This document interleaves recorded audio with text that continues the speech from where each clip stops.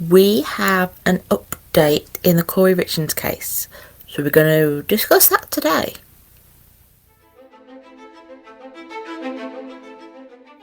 Hello, welcome to my channel. My name is Katie and this is where we discuss true crime, politics and current affairs. If you are a returning viewer, have you subscribed? Clearly you like my content if you just keep coming back for more. You probably already know we are covering the case of Kouri Richins. If you are new to the case, I do have a whole playlist. It's messy.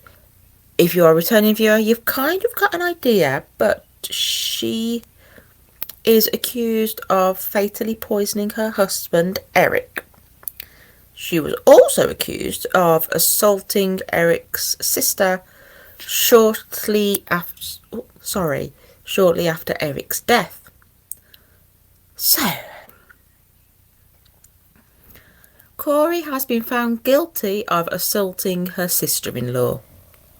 Kouri Richins, 33, was charged with assault, a Class B misdemeanor, on June the 9th, 2022, over an incident that occurred 3 days after her husband's death.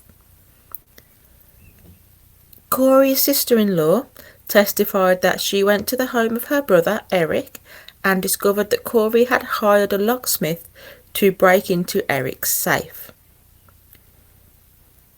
She asked Kouri why she hadn't asked for the code, and Kouri's response was screaming and telling the sister-in-law to get out of her house.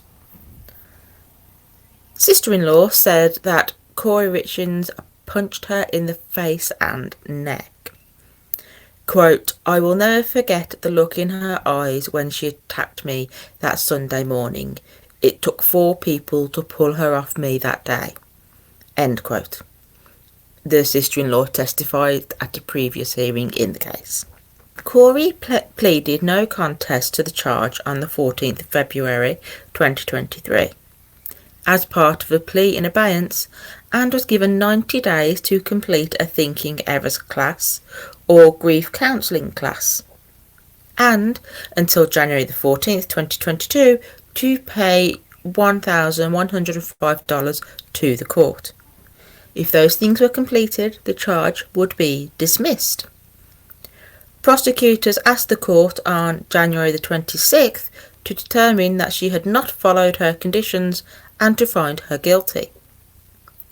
Kouri's attorney in March assured the district judge Brendan McCullough that Richins did complete her grief counselling but did not get a report. She said a week before the deadline to submit that report.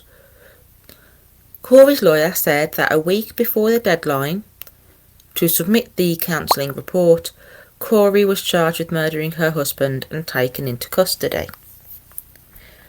Shortly after the hearing, the lawyer filed a receipt for counselling, but it showed counselling between March and June 2022, not after her plea in abeyance was entered. The judge determined that Kouri had not followed the conditions and found her guilty. The maximum penalty under Utah's law for the Class B misdemeanor is 6 months in jail and a fine of $1,940. Kouri was arrested on the 8th of May 2023, over a year after her husband's death, and charged with aggravated murder, a first-degree felony, and 3 counts of drug possession with intent to distribute, a second-degree felony. She has since gained more charges. She now has a total of 11 charges, one of which is attempted murder. Of Eric, I should clarify. A preliminary hearing for Kouri is scheduled for tomorrow as of recording this video, and Judge Mrazek will determine whether there is enough evidence to order her to stand trial for aggravated murder. Now,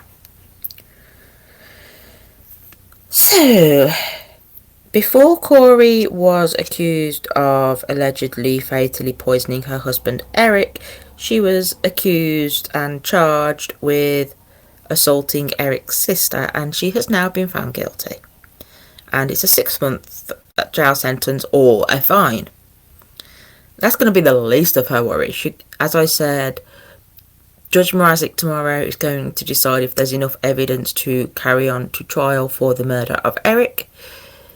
It don't look too good. They have filed their preliminary hearing document, the prosecution have, and more information has come out, and it don't look good.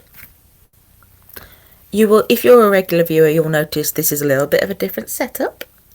Because things are happening quick, I am trying my best to keep you up to date. Therefore, my setup will not be what it usually is.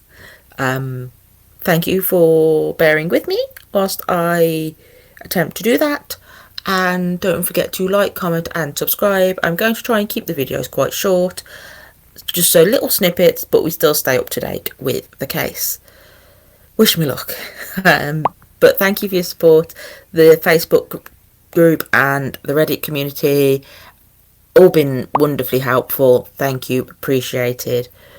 And yeah, come follow me on all the social medias. Don't forget to like, comment, subscribe on the video, and I'll see you in the next one.